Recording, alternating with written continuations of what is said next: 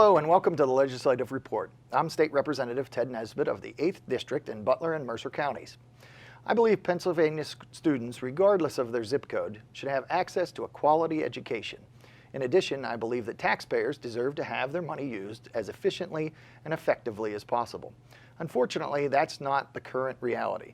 Pennsylvania uses an outdated formula to determine how much money each district receives from the state.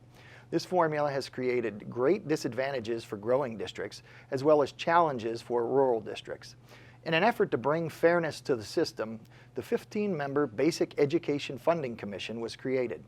They've been studying the issue and conducting hearings around the state and will be presenting their recommendations for change.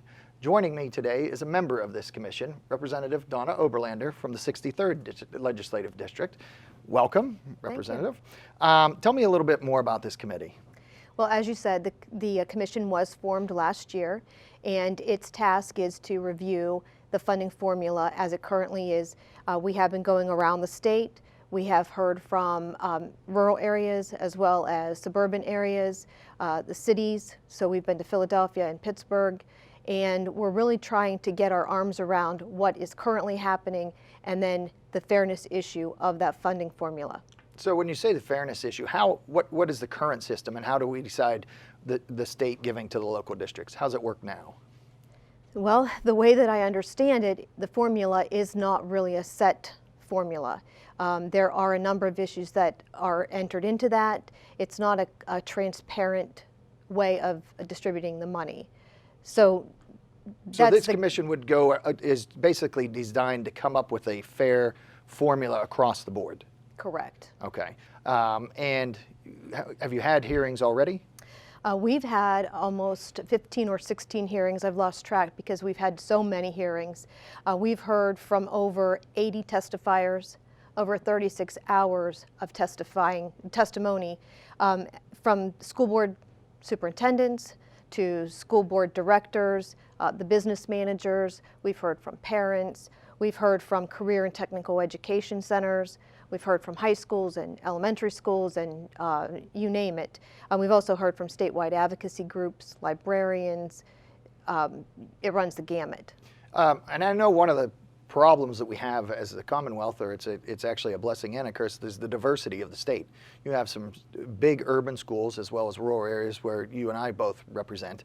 Right. Is it one of the challenges going to be coming up with something that works for both systems? Absolutely, without a doubt, that is our largest challenge, is that we have a very diverse state. Quite honestly, we have very diverse districts. I have some of my districts that I had 3 of my specific school districts testify, and you would have thought they came from 3 different parts of the state. They're that different. So now add 497 more school districts to that, it certainly will be an issue. We've also talked about enrollment growth and decline, which is a very big issue for some of our rural school districts, and then the growing districts feel that they've been slated. So it's a challenge. Right, and I know that's one of the things that I've heard, both on the campaign trail and now that I am the representative, is that the system is just not fair, that some are getting a lot and some are not. Is that some of the same things you've heard in this commission at the hearings? They are some of the same things that we've heard, but the way that we're trying to address it is we're listening. We've listened a lot. We've talked to some other states about how they do it. We've talked about things that whether it's a student-weighted system, whether it's a school district system. We've talked about things like relative wealth, your ability to pay in those areas, transportation concerns. We had a school district, I believe it was Potter County, that their average busing daily is a trip to California and halfway back. That's a lot of travel. It's so a lot of expense, I'm sure, too. Very, very expensive. So those are all things that we're hearing, and then how do we fund those appropriately and openly and fairly. And I know one of the things that I receive, like yourself, I receive hundreds of emails a day at this point, but the disparity in per pupil spending across the state. I mean, I've seen is great from $24,000 per pupil down to what, $8,000 I think is the lowest. So the commission's going to try to see, at this point, is there any discussion of a set number that's enough, or is it just kind of just funding from the state? I mean, what approach has been taken, or is that left open at this The point? commission's goal and its charge was not to set an adequacy amount. Okay. It is to set a formula in whatever the General Assembly gives to the schools in the budget, then this formula would be used to disperse it. Okay. So adequacy is not part of that. What might be adequate for one school may not be adequate for another. And so we're not setting an artificial number that should be spent on a student. Okay. Which would be difficult because some of the districts are always going to spend more than others, and some of that comes from local income tax or local property taxes? Yes, it does. Okay. And they're able to spend more. Okay. What are some of the other interesting things that you've heard that you weren't expecting, or what are some of the things that caught you by surprise maybe? Well, quite honestly, I have never served on the education committee. Education wasn't one of the things that drove me to run for state rep. It was economic development. So it's really been a learning process for me. The commission is actually made up of 15 members. And we've had some from the Department of Education. We have 3 from the House Republicans, 3 from the House Democrats. We have also, the Senate has the same makeup. And it's really a diverse group that makes up the commission. So going from school district to school district and area to area, it's been a learning process. We went into the Philadelphia schools. We've heard about the charter issue, cyber and bricks and mortar charter schools. And it was all new information to me, and the whole process has been very educational. So it really emphasized the challenge that we have ahead of us in creating a fair formula. And speaking of that challenge, kind of what's the roadmap of where you're going? More hearings? Do you issue a report? Is it going to be recommendations? How's that process expected to work? At this point, we have one more hearing. And after that, we will begin to crunch all of that data together, and I'm certain that it's already started because there is staff assigned to the commission. The commission will then have recommendations that we have to approve through the commission. So it's not just, okay, here's what we have, legislature, you take care of voting for it or not voting for it. We have to agree, and then it's forwarded to the legislature for their approval. So it's not just a matter of, we think that it's great, we're going to send it to Department of Education. We actually have to support it and get 102 votes in the House, 26 in the Senate, and the governor has to approve it. Okay, and that would then take over that portion of the state funding for education? Correct. Okay. And we do have a June 30th deadline. That was going to be my next question, is when do you hope to have this done by? So it sounds like a long time, but that's relatively tight to take all that information and condense it. And you say staff is working on that now?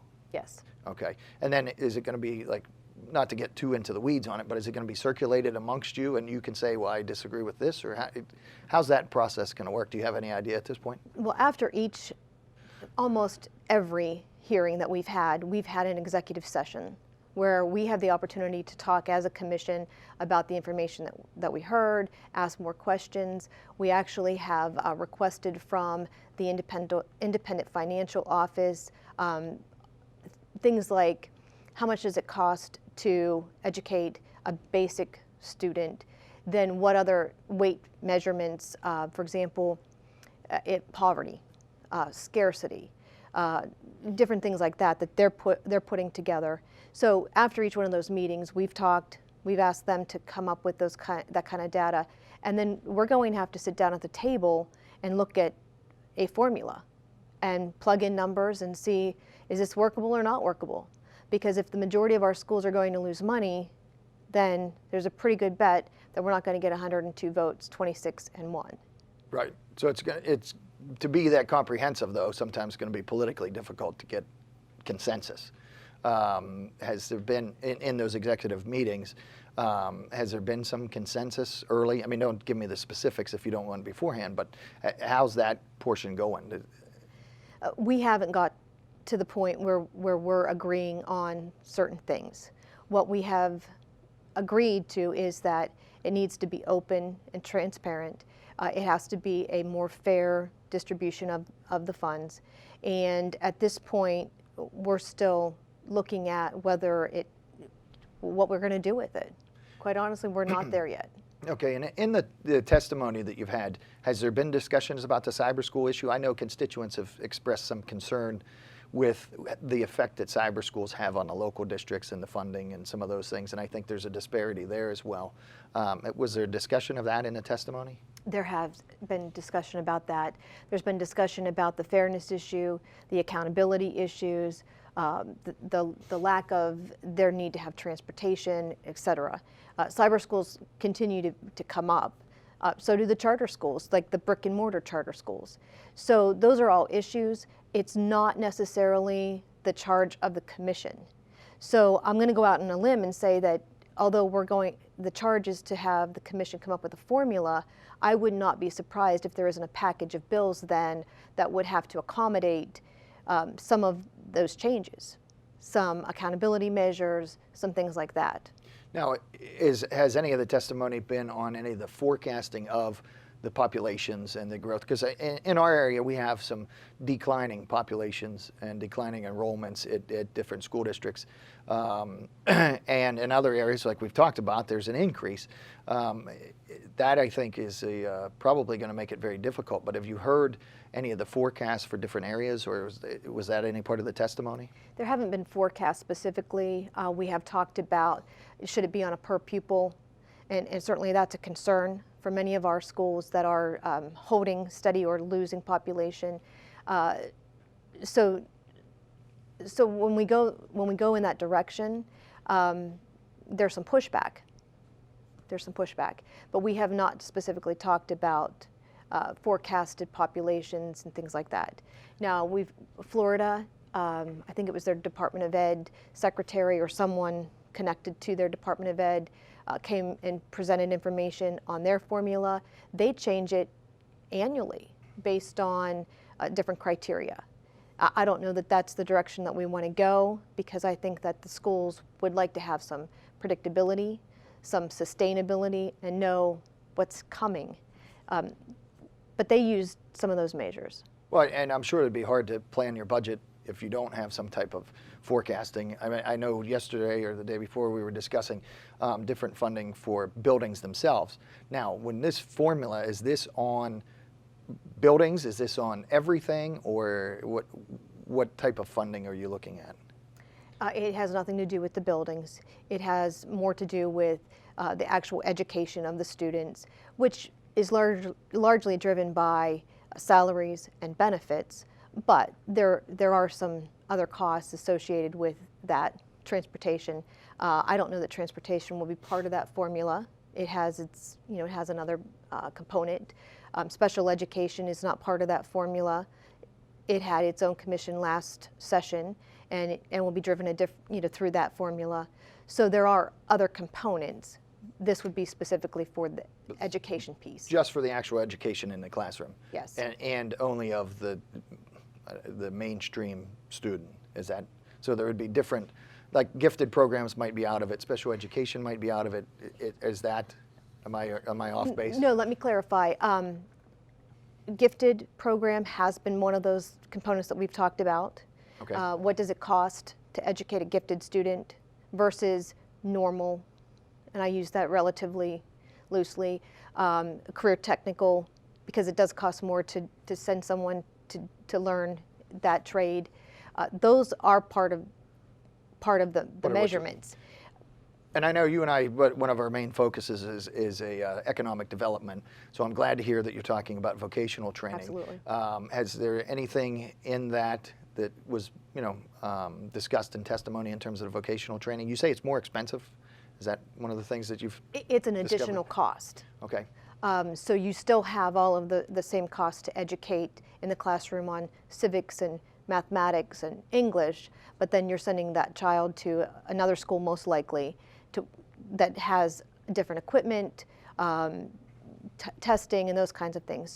So yes, I do believe that we will find that there is additional cost. The last hearing was in Montgomery County. It was at a technical school, and we heard from, I believe, 3 or 4 tech schools on why it's important. We've heard from businesses why that's important. And I do believe that'll be part of the components, high achieving component. We're going to have to wrap up here, but is there anything that I haven't asked you about that you would like to maybe let everybody know? No, I guess I would just say that this has really been an intense process, one that we've all taken very seriously and have had an aggressive schedule. We have traveled the state, crisscrossed it a number of times through this process, and I'm hopeful that at the end of the day, what we present to the legislature will be the best possible work that we could come up with, given the breadth and complexity of the issue. And it is a monumental task. I mean, just the whole concept, it just involves so much. So I do appreciate your hard work on that. And that's all the time we have for today. I'm State Representative Ted Nesbit, and if you need any assistance with any state government matter, feel free to contact me at my local office or through my website, and that information will be shown here in a moment. And thanks for watching, and please join me next time for the Legislative Report.